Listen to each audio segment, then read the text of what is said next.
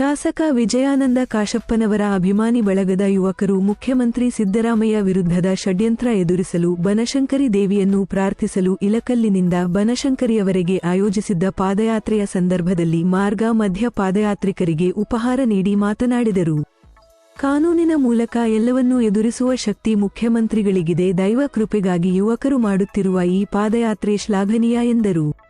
Hungund block Congress ಹಿಂದುಳಿದ ವರ್ಗಗಳ ಅಧ್ಯಕ್ಷ ವಿಜಯ ಮಹಾಂತೇಶ ಗದ್ದನಕೇರಿ ಮಾತನಾಡಿ, ಇಂತಹ ಹಲವು ಆರೋಪಗಳನ್ನು ಜೀರ್ಣಿಸಿಕೊಳ್ಳುವ ಶಕ್ತಿ ಸಿದ್ದರಾಮಯ್ಯನವರಿಗಿದೆ.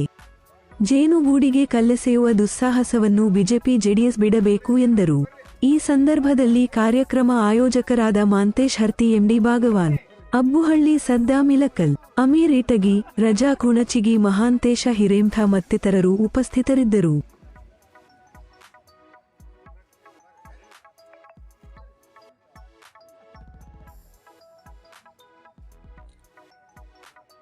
ಒಂದಂತೂ ಸತ್ಯ, ವಿಜಯಾನಂದ ಕಾಶಪ್ಪನವರ ಅಭಿಮಾನಿ ಬಳಗದಿಂದ ಇವತ್ತು ಇಲ್ಲಿ ಸೇರಿರೋರು ಬರೀ 50 ಜನ ಇರ್ಬೋದು.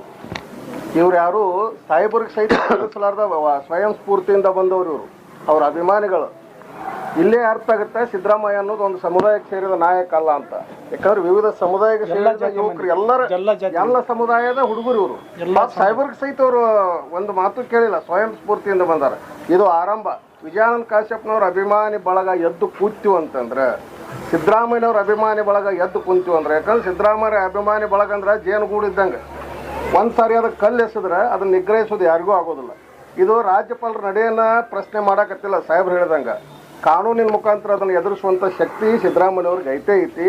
ಯಾಕಂದ್ರೆ ಹಣ್ಣಿದ್ದ ಗಿಡಕ್ಕೆ ಎಲ್ಲರೂ ಕಲ್ಲೋಗ್ಯವರು.